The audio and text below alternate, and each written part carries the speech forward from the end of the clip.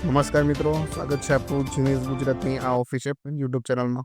તો મિત્રો, આજના વિડીયોમાં પણ આપણે મુખ્ય મુખ્ય સમાચારો પર વાત કરી લઈએ કે મિત્રો તમારા માટે સમાચાર ખૂબ જ ખાસ થવાના છે.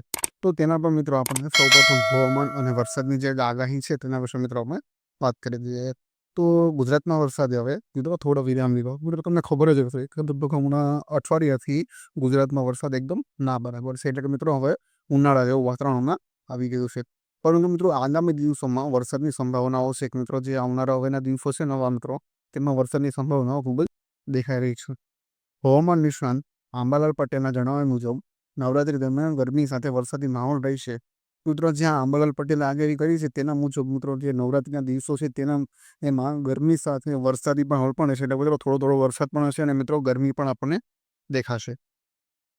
તો મિત્રો આપણે હેલ્મેટથી મુક્તિ મળશે તેના વિશે વાત કરીએ તો ગુજરાતના મોટા શહેરોમાં મિત્રો હેલ્મેટ ફરજિયાત કરવામાં આવ્યું હતું. પરંતુ લોકોની નારાજગીને ધ્યાનમાં લઈને રાજ્ય સરકારે નિર્ણય લીધો છે કે હવે હેલ્મેટ અભિયાન ચાલુ રહેશે, પરંતુ દંડની જગ્યાએ ગુલાબ આપીને જાગૃતિ ફેલાવવામાં આવશે.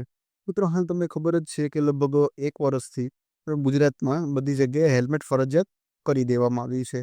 મિત્રો બધી જગ્યાએ હેલ્મેટ પહેરવું ખૂબ જ જરૂરી છે ગુજરાતમાં. તો મિત્રો ઘણા લોકોનું જે નાગરિકો છે મિત્રો તે લોકોની ખૂબ જ નારાજગી દેખાઈ હતી સરકાર સામે કે તો તેના માટે મિત્રો સરકારે નિર્ણય લીધેલો છે હવે કે મિત્રો હવે જે પેલા હેલ્મેટ ન પહેર્યું હોય તો તેના ઉપર મિત્રો દંડ ફટકારતા હતા તેની જગ્યાએ હવે ગુલાબ આપીને જાગૃતિ લોકોમાં ફેલાવવામાં આવશે. તો મિત્રો દૂધના ભાવમાં ઘટાડો થયો છે કે જીએસટી દરોમાં ફેરફારને કારણે પેકેજ દૂધના ભાવ ઘટશે. મિત્રો અગાઉ દૂધ પર 5% જીએસટી લાગતો હતો, જે 22 સપ્ટેમ્બરથી શૂન્ય થઈ શકે છે. નાનાથી ગ્રાહકોને તાત્કાલિક રાહત મળશે. મિત્રો આ જે જીએસટીના ટકા મિત્રો ઘટાડ્યા છે તેના કારણે મિત્રો જે પેકેજ દૂધ આવે છે તેના ભાવમાં મિત્રો ખૂબ જ ઘટાડો થશે. અને મિત્રો જે પેલા દૂધ ઉપર 5% જીએસટી લાગતો હતો તો મિત્રો હવે જે આવનારી 22 તારીખ છે 22 સપ્ટેમ્બર ત્યારથી મિત્રો કદાચ શૂન્ય મિત્રો જીએસટી પણ થઈ શકે, એટલે 0% જીએસટી પણ થઈ શકે. તો મિત્રો આનાથી જે ગ્રાહકો છે મિત્રો તેને તાત્કાલિક રાહત મળી રહેશે. તો મિત્રો ખેડૂતો માટે એક રાહત છે તેની વાત કરીએ તો મુખ્યમંત્રી ભૂપેન્દ્ર પટેલે બનાસકાંઠાના સુઈ ગામની મુલાકાત લઈને પાકનું નુકસાનનું સર્વે કરવાની જાહેરાત કરી છે. ખેડૂતોને પાક નુકસાનનું વળતર આપવામાં આવશે.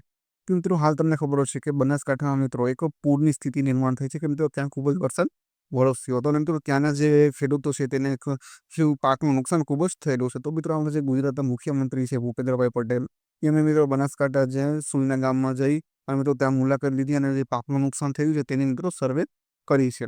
અને મિત્રો ખેડૂતોને પાકનું નુકસાનનું જે વળતર હશે તે પણ આપવામાં આવશે. મિત્રો હવે પીએમ કિસાન યોજના વિશે વાત કરીએ તો પ્રધાનમંત્રી કિસાન સન્માન નિધિ યોજના હેઠળ ખેડૂતોને વાર્ષિક 6,000 રૂપિયા મળે છે. એટલે તમને ખબર જ હશે કે પ્રધાનમંત્રી પીએમ કિસાન સન્માન નિધિ યોજના છે તેના હેઠળ ખેડૂતોને દર વર્ષે 6,000 રૂપિયામાં આવે છે. એટલે મિત્રો 4 મહિને 2,000 રૂપિયાનો હપ્તો આપવામાં આવે છે. મિત્રો હવે 21મો હપ્તો એટલે કે 2,000 રૂપિયાનો દિવાળી આસપાસ જમા થવાની સંભાવનાઓ છે. મિત્રો હવે 20મો હપ્તો તો હમણાં આવી ગયો, હવે 21મો હપ્તો જે દિવાળીની આસપાસ આવી જાય તેવી સંભાવનાઓ મિત્રો ખૂબ જ દેખાઈ રહી છે. તો મિત્રો આ હતા આજના મુખ્ય સમાચાર. મિત્રો અમે આ વિડીયોમાં જાણીએ તો આવા જ નવો સમાચાર જાણવા માટે બની રહેજો જીનીયસ ગુજરાત સાથે. મિત્રો ચેનલને સબસ્ક્રાઈબ કરવાનું ના ભૂલતા. વિડીયો પસંદ આવે તો મિત્રો વિડીયોને લાઈક કરજો, શેર કરજો અને મિત્રો જો કંઈ મૂંઝવણ હોય તો કોમેન્ટમાં જરૂરથી જણાવી દેજો. તો મળીએ મિત્રો નેક્સ્ટ વિડીયો. ત્યાં સુધી ધન્યવાદ મિત્રો.